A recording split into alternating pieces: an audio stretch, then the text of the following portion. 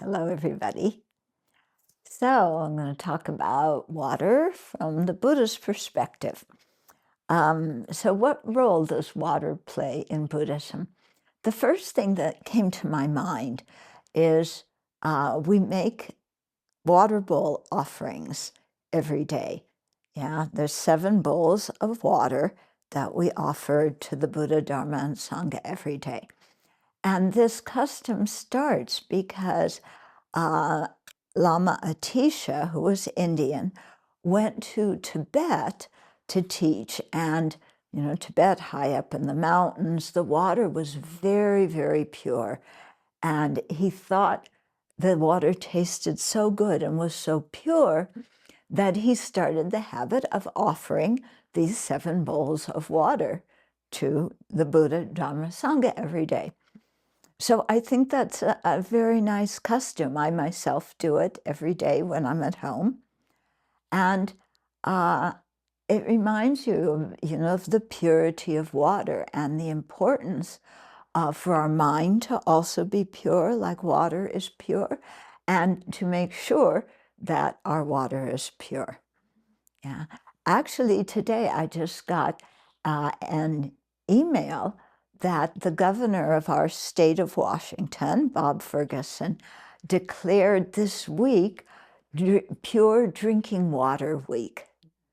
I thought, wow, that's fantastic, really emphasizing to people that pure drinking water is important. Why is it important? Because we want to stay alive, okay? And but keeping our water pure, our air pure, and our earth unpolluted, all of these are very, very important just for us to stay alive.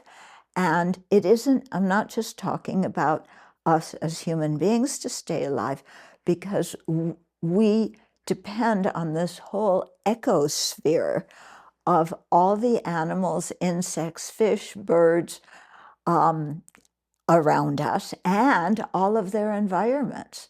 And if we don't keep all of these environments pure, because we're all interdependent and one thing affects the other, which affects the other, then pretty soon, the pollution in one part of the earth is eventually going to come back and harm us or interfere with our lives and our happiness. So we are in one world community now, and we can't afford to divide this up by country, by state, by individuals. It's something all of us have to care for. So sometimes we think, oh, this is just something that the activists care for. They make noise about when things are polluted. No, because the state of our environment and the state of all the living beings we share the environment with affects us personally, and what we do affects others personally. Yeah. So it's important, and not just feel like we are separate individual entities and we just have to look out for ourselves and our own family or whatever, because that doesn't work in this world. Yeah. It's said that clean water in sufficient quantities is necessary for everybody, and that necessitates that the environment be protected. That's the conclusion of what I just said. So how do we get more people on board with this? Yeah, including people who are civil engineers, people who do construction work. How do we get these people? Or the oil companies, how do we get them on board? Yeah, the best way to do this is, I think, to appeal to our common humanity. And even though I say our common humanity, I mean our common sentient beingness, that we are all sentient beings who want happiness, who don't want to suffer, and we depend on each other, and we depend on the environment. So to help everybody understand that we have these concerns and needs in common. It's not an individual thing. So that's one way on a personal level to do that. But also, I think government needs to be involved. And until recently, with the new administration, our government in the US has been involved with making a lot of policies, and having an agency, the EPA, Environmental Protection Agency, that looks out for our environment and our elements of water, air, and earth. And they make policies based on science. And this is really important, for government to step up, because often we don't change our habits unless there's a law, okay? I read a very interesting book. It's called Strangers in Their Own Land. And it's about an anthropologist or a sociologist who lives on the west coast of the US. She goes to the southern states where oil is the main part of their economy. And the oil industry, the pollution they cause is just amazing. Pumping up the oil, things leaking, ships, bumping into each other, getting damaged, and causing water spills over the oceans, and so on. And also, what she observed there is that, and because she met people working for the oil industry, that they're dumping their pollution from pumping the oil and making it into petrol and so on. They just dump that into the Gulf of Mexico. That's where the southern states are, and the bayous there, and completely polluting them, destroying the aquatic life that was there. And what was interesting is who told her about this was one man who worked for the oil companies, who drove the truck out to the bayous and dumped the pollution into the water. And so she began to explore in that area why this was being done and why the people who lived there weren't standing up to the oil industry and saying, you cannot pollute our water. Well, and it was interesting that what she found, because the main employer in those areas of the US are oil companies. So people's livelihoods depend on the oil companies. Do they want to jeopardize their jobs by speaking up?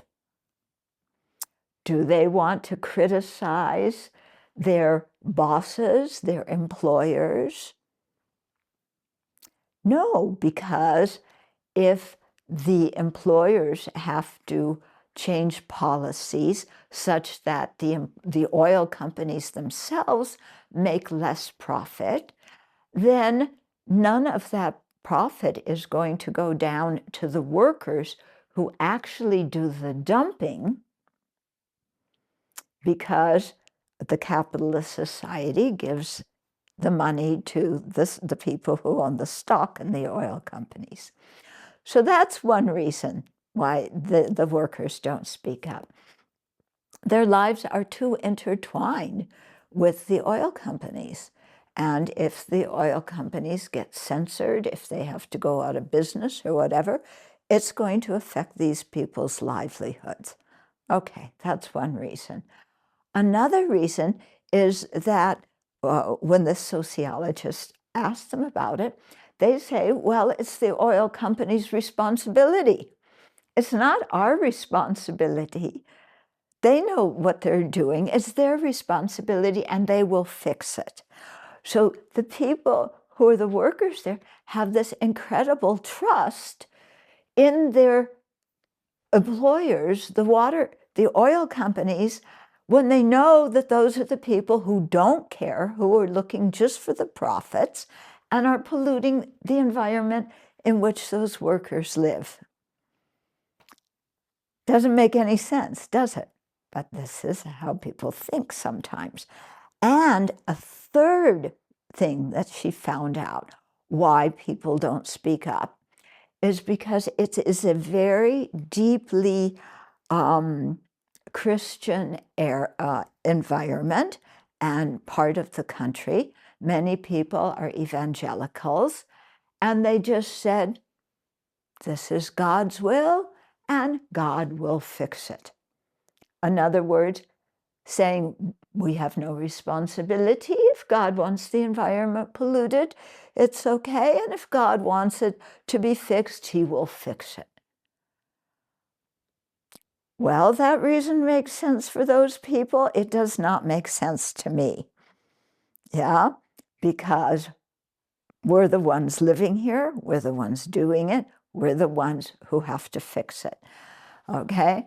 So I think, like I said before, appealing to our common interests and also governments being involved, and for our societies being willing to accept that to have pure water and a pure environment, maybe, we should curtail on how we are taking advantage of the world's resources, and especially developed countries not use more than our fair share of the resources.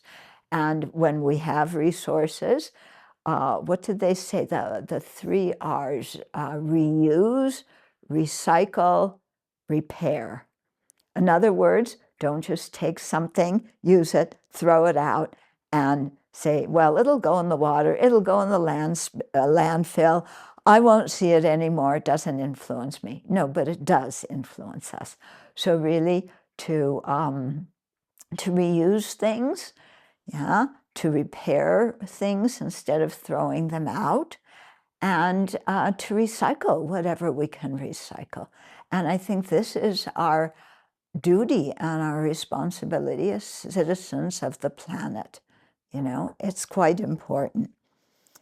So then the next question comes, well, why is it so difficult to change people's minds about this? Well, we're lazy.